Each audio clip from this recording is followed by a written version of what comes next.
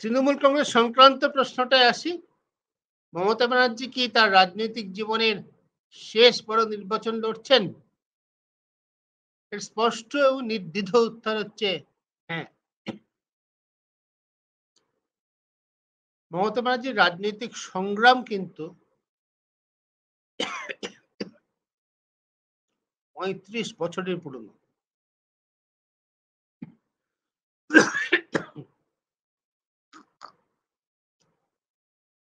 মুখ্যমন্ত্রী হয়েছেন প্রায় ১৫ বছর আগে। নিজের দল গঠন করেছেন আরো ১২-১৩ বছর আগে। কিন্তু আসল রাজনৈতিক সংগ্রাম শুরু যখন তিনি গত শতাব্দীর ৯-এর দশকে গোড়ায় যুব কংগ্রেস নেত্রী হিসেবে পশ্চিমবঙ্গের রাজনৈতিক লড়াই লড়ছেন। সম্পূর্ণ নিজের মতো করে রূপরেখা তৈরি করছেন আন্দোলনের এবং তার লড়াই পশ্চিমবঙ্গে তখন বামফ্রন্ট সরকারের বিরুদ্ধে। একই সঙ্গে তার বক্তব্য তার যা ছিল সেই সরকারের সহযোগী কেন্দ্রের কংগ্রেস নেতৃত্বের বিরুদ্ধে। কেন্দ্রের কংগ্রেস নেতৃত্ব নিয়ে ৯১ সালে সারা পৃথিবীতে পট পরিবর্তন হয়েছে।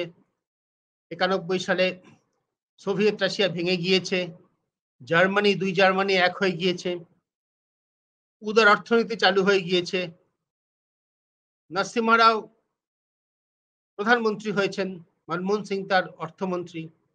একটা বিরাট অর্থনৈতিক বিপ্লব শুরু হয়েছে। সেটা বোঝার ক্ষমতা বা দূরদর্শিতা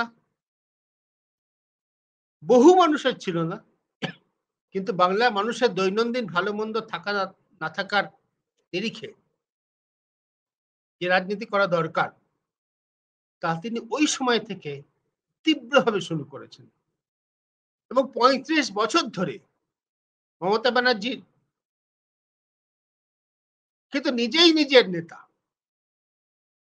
তিনি কিন্তু কোনো বিরাট প্রভাবশালী পরিবার থেকে আসেননি, কোনো রাজনৈতিক পরিচয় নেই। একেবারে রাস্তা থেকে লড়াই করে করে উঠতে উঠতে বস্তির মেয়ে বলা হতো, অনেকেই বলতেন ব্যঙ্গ করে, সত্যিই তিনি তাই।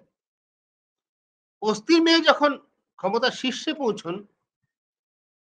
তখন তা অনেক সিস্টেমকে নাড়িয়ে দেয়। পশ্চিমবঙ্গে কংগ্রেসটাকে চিরকালের মতো নাড়িয়ে দিয়েছে, মানে এখন পর্যন্ত দেখা যাচ্ছে।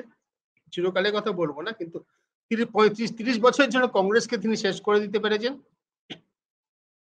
এবং একমাত্র তিনিই পেরেছেন। কিন্তু কংগ্রেস থেকে ওই সময় বেরিয়ে আসা যারা, শরদ পাওয়ার মহারাষ্ট্রে, পূর্ণ সাংমা মেঘালয়, তারিক আনোয়ার বিহারে, তারা কিন্তু কেউ কিছু সৃষ্টি করতে পারেননি।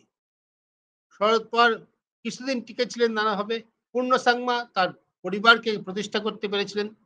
বিকল্প রাজনীতি দিয়ে শুধু নিজের রাজ্য, বড় রাজ্য, সেটাকে অধিকার করে আমি বলবো রাজনৈতিকভাবে, এবং সারা দেশে দৃষ্টান্ত স্থাপন করা কেউ পারেননি। মমতা ব্যানার্জি কিন্তু পেরেছেন। এই ৩৫ বছরের সংগ্রাম অবশেষে এখন কিছুটা তার নিজের দলের ভিতরে, পরিবারের ভিতরে সংগ্রাম তা কি ক্লান্ত করছে না? করছে। জীবনের শেষ বড় লড়াইটা তিনি লড়ছেন। যার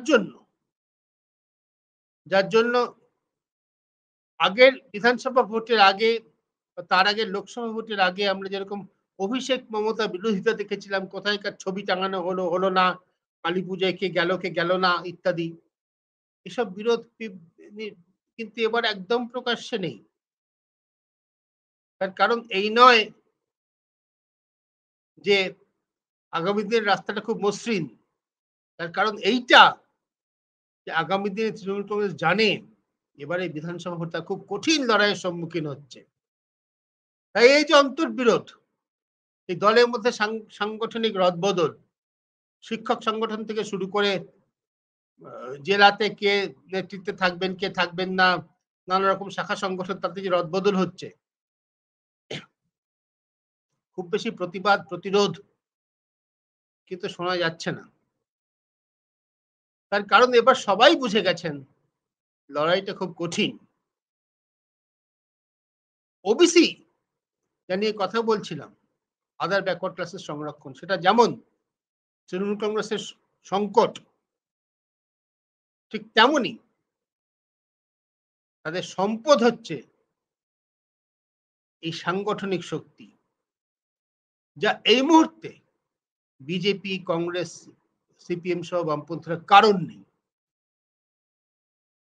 এই জোরে তৃণমূল কংগ্রেস আগামী লড়াইটা লড়তে যাচ্ছে এবং মমতা ব্যানার্জিকে সামনে রেখে মমতা ব্যানার্জিকে আরো বড় করে প্রজেক্ট করে, কারণ তিনি তার জীবনের রাজনৈতিক জীবনের বিরাট বড় একটা রাজনৈতিক লড়াই লড়ছেন, সম্ভবত শেষ বড় রাজনৈতিক লড়াই।